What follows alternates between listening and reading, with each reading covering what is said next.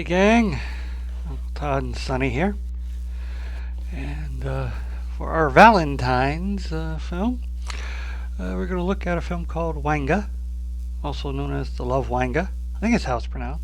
Could be Ouanga, but since it's about the West Indies, I think it'd be more French, so it'd be Ouanga. And I feel like I forgot to do something last week. Oh, right. Hold on. Forgot my zombie hat for the zombie films.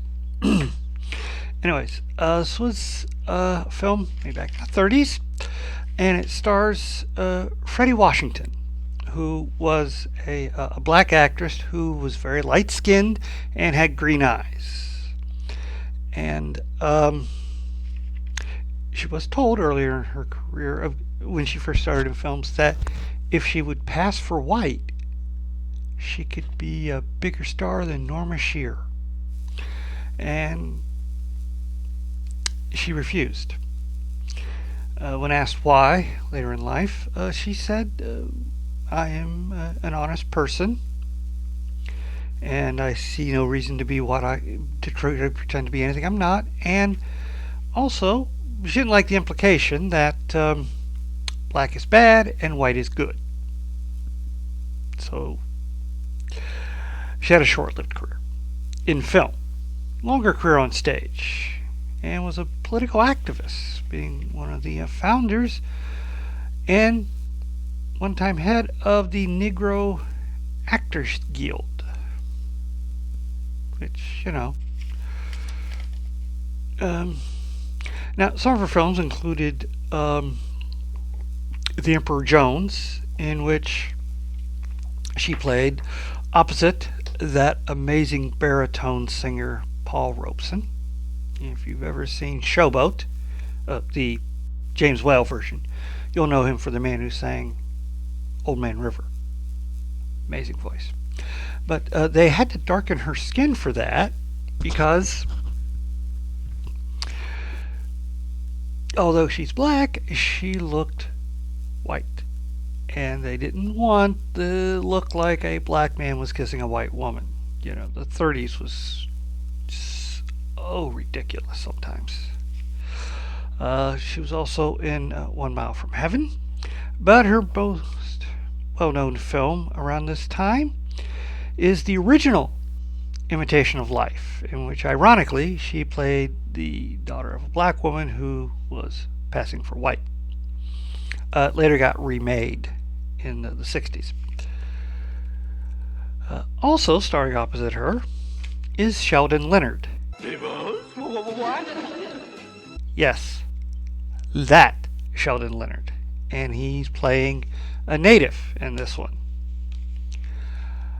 Darkening his skin a bit so that because of her light coloring, it didn't look too much, more 30s nonsense, basically. Now, he is best known for his due to his accent, his New York accent and everything. He was known for playing a lot of tough guy gangster roles in films like Zombies on Broadway, Another Thin Man. Probably his biggest well-known one is in Guys and Dolls, where he played the gambler that had a pair of blank dice because he can't win in regular gambling. Anyways, probably everyone's favorite film of his is It's a Wonderful Life, where he plays the bartender Nick. Now, he actually started in the financial world, but after the crash in 1929, he decided to go into acting. He had been acting in college and stuff, and he has a great statement he makes about that. Basically, he said, if I'm going to be out of work anyways, I might as well be out of work in something I like. Of course, by the 50s, he'd grown tired of acting and turned to producing and creating shows. And He, of course, created the Dick Van Dyke Show, or producer of the Dick Van Dyke Show, as well as the Danny Thomas Show, which spun off the Andy Griffith Show, which spun off Gomer Pyle USMC. But his most famous and groundbreaking show was I Spy, in which a black actor was cast as the co-lead. Now, earlier, if you look at like Hogan's Heroes, Ivan Dixon was one of the co-stars, but he was one of the ensemble of the heroes. He wasn't a star. He wasn't a co-lead. He was a supporting character. Here, Robert Culp was the star, and the other star was, fortunately for today, Bill Cosby. And another groundbreaking aspect of it was that they filmed it all on location. If the story was set in Hong Kong, which I think a lot of the first season was, they filmed in Hong Kong. If you're in Saudi Arabia, they went to Saudi Arabia. You're filming in the U.S., oh, we're in Detroit? Well, then we're going to film in Detroit. Yeah, that hadn't been done before. Everything was always on studio sets or studio backlot. Made the show a little more expensive, but it was a hit, so it continued for 3 seasons. The only aspect that mars it nowadays is, of course, the controversy and legal troubles that Bill Cosby's gotten into. Interesting little side note. This was filmed in the West Indies, this movie, Ouanga. And Sean Leonard said he was told, any hair clippings, nail clippings, anything like that, after you shave and stuff, destroy them. Don't throw them away, because somebody could take them and use them against you. Voodoo. It's a very different place in the West Indies. To open the film, this is set on a place called Paradise Island, not Themyscira from Wonder Woman. And we come in the middle of a voodoo ceremony where our main character, Keeley, is being crowned queen. Well, this Ouanga, it is and will be your only protection. I think that's a bit of foreshadowing there. Could be. We'll have to wait and see. Next, we are on a boat where Keeley owns a plantation, and she meets up with the owner of the neighboring plantation. Get away from me, Adam. You were wonderful during those 2 lonely years, and I liked you immensely, but... Oh, I know. I've heard it often enough. The barrier of blood that separates us can't be overcome. Yes. There was a concept at one time called the one-drop rule, where if back in your past family, if there had been someone in your family tree that was black, and if you only had even 1 drop of that blood in your system, you were considered black and not white. Yeah. This was a very prevalent theory that ran for a long time. In the first Ellery Queen murder mystery, the Roman Hat mystery, that was like the key bit of evidence over for the motive of the murder in that book. The murderer was being blackmailed because he was trying to marry into a high society family, and he had that 1 drop in his ancestry. It's stupid. I'd like to think we're beyond something like that now, but at the time of this film, it was still very prevalent. Cleely also gets some more depressing news from her lost love. I'm going to be married. Won't that make a difference? No. And it's very likely that something might happen to prevent your marriage. That sounded ominous.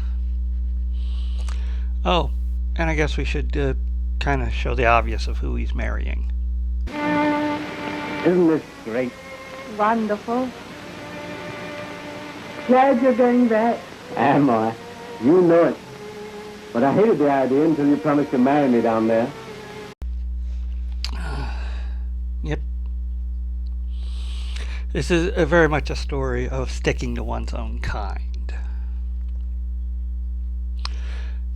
Anyways, we get some comedy with Adams as the plantation owner clearly wants, and his fiancée is Eve. So we get some comedy between Eve's maid and Adam's servant. And when Clearly sees this, she has a proposition for the maid. Did you ever hear of Ouanga's voodoo love charms? Yes, I hear that Ouanga charm is most powerful. I'll give you a real love charm, but in exchange, must do something for me. Tempting offer. But what if she refuses? Don't give me no Ouanga. I don't want nothing to do with any of that black magic.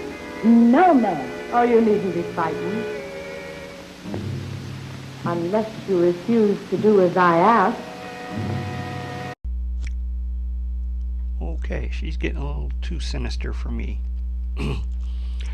Next we have some comedy hijinks as the maid has a hard time slipping the love Ouanga onto the man she's interested in. As she puts it in his pocket, it falls out, that kind of stuff. Later, back at the plantations, we meet Lestrange, who is the overseer for Adams. And he's very close to Keeley. Or he'd like to be. Lily, forget this madness. Your white skin doesn't change what's inside you. You're black. You hear me? You're black. You belong to us. To me. He then kind of forces himself on her, and she resists at first, but Sheldon Leonard's a pretty persuasive guy. You see that now, don't you?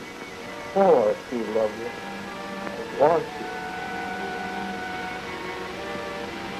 It doesn't last.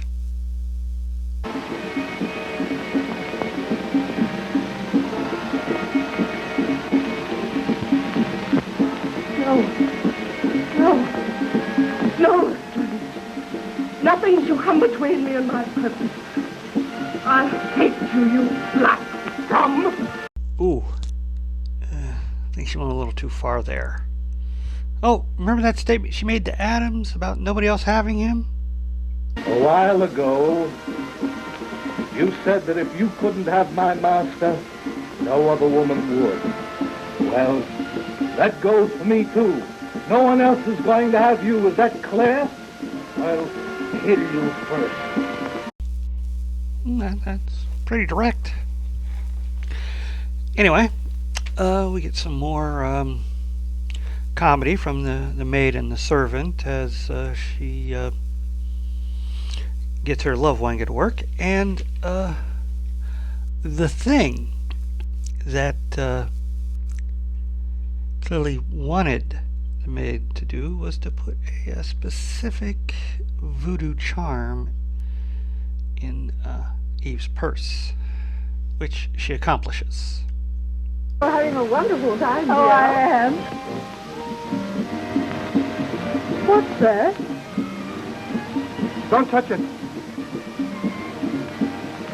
It's a voodoo death charm. Please, throw it away. Pay more attention to it.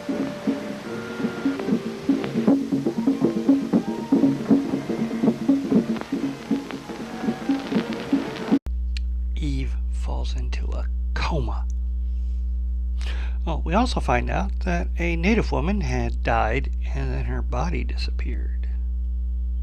Now, in voodoo,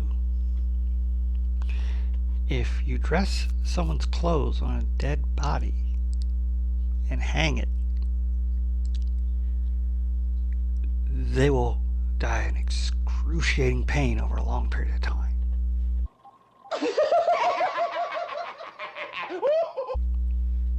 Meanwhile, Lestrange is seen wiping some clothes out of one of the buildings.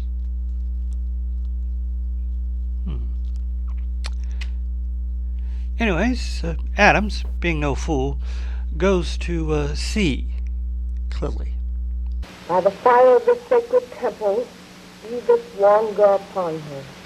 Let her starve in the midst of pleasure. Waste her, tear her. Let her die inch by inch. Adam, interrupting her, takes the doll from her. She prostrates herself in front of him, begging him to love her. But it's no use. And he leaves, destroying the voodoo doll. And when he gets back, he's perfectly fine. So, Lestrange goes to see Clily again. And is rebuffed again. Clily has a new idea for how to get rid of her romantic rival. Zombies.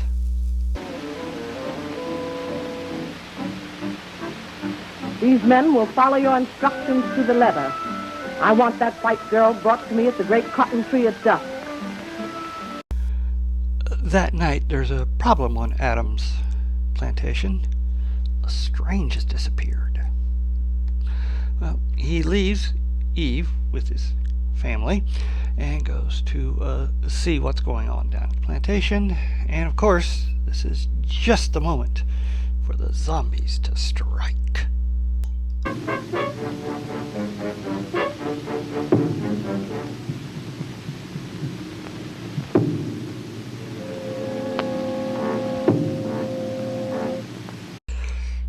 Once taken away, she's put under a voodoo spell. And what is Lily's plan? Well, she's going to do a little monologuing to tell us. Hear that one? It's calling my people, calling them to a sacrifice. You know what a sacrifice is? No? Well, you'll find it soon now. Wouldn't they hang her for that? Perhaps. I guess they'd have to prove it. Well, the alarm has been raised that Adam's fiancée is missing, so he's pretty sure he knows who's behind it. And with the drums going, he's pretty sure what they're going to do. So he's getting all the men together to mount up a rescue operation. Now, Clily is about to take Eve to be sacrificed. But our missing Lestrange shows up to put a stop to that. Either you turn that girl back to me this instant, or you don't leave here alive. Yes?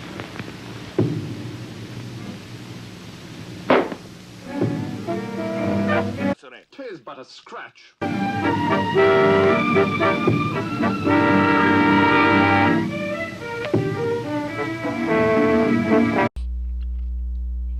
She don't mess around.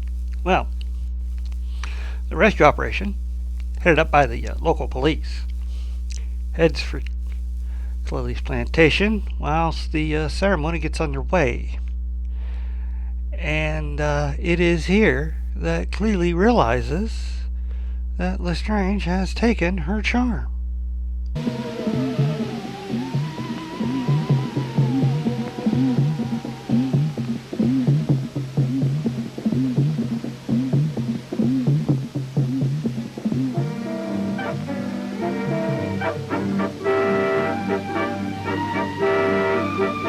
Wait a minute. He was shot in the chest. You mean he made it all the way there? How? Is only mostly dead. sure, why not? Anyway, with her protection destroyed, she runs. But the rest of the people at the ceremony, they're quite willing to go ahead with the sacrifice, even in her stead.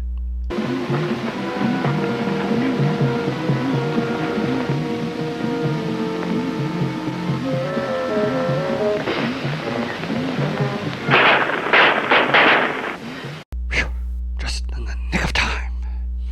Well, that's all taken care of. Oh, as for Lily, well, she and we find out what Lestrange did with that dead body and her clothes.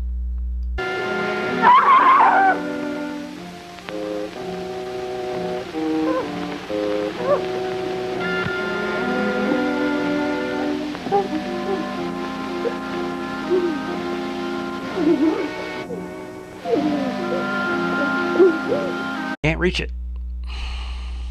Well, since she got to do some monologuing earlier, Lestrange might as well get some in too.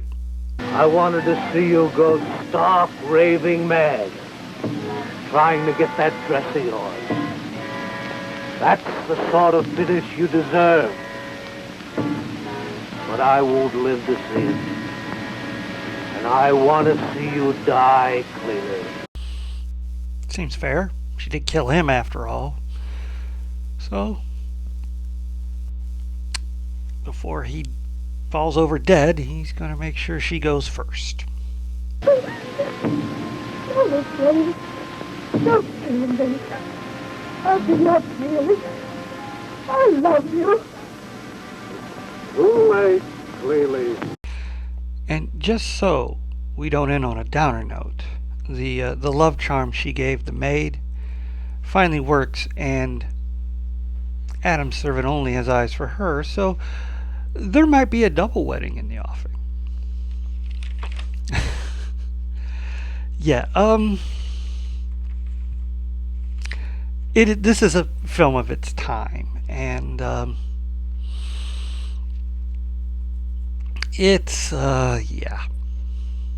Look,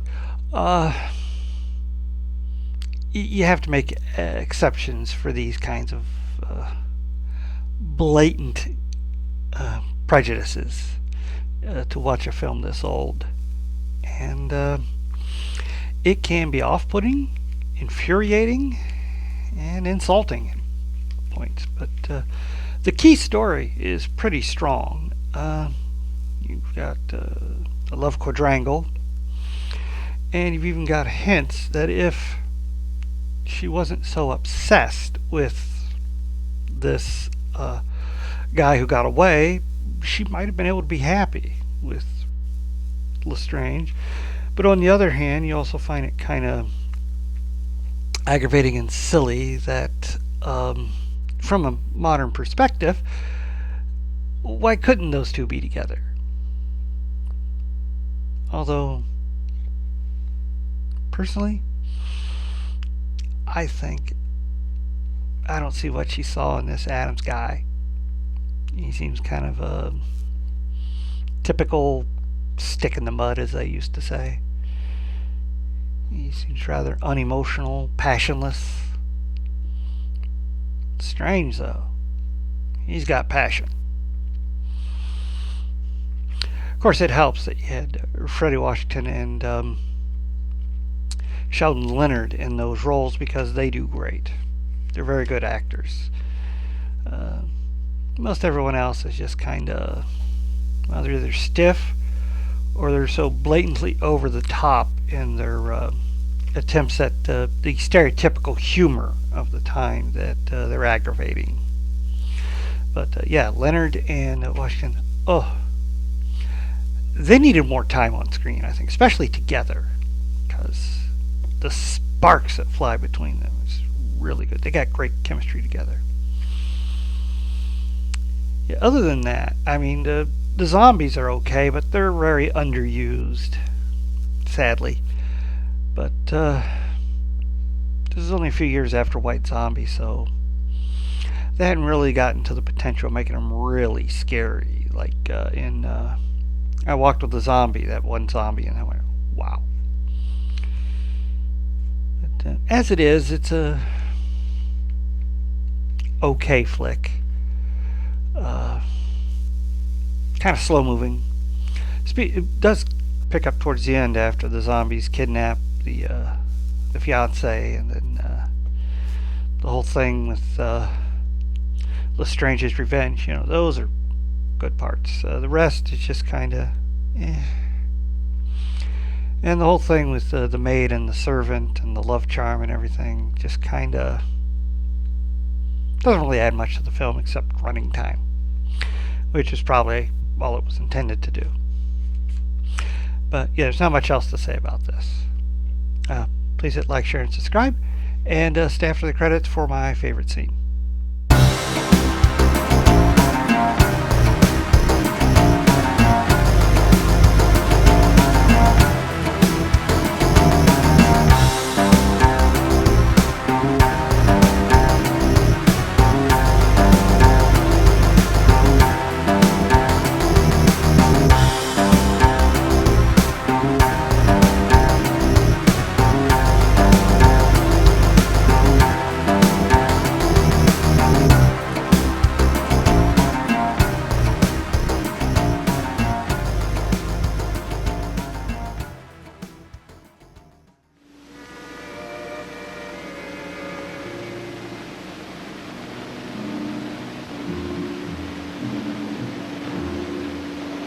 All right. Now, that's better.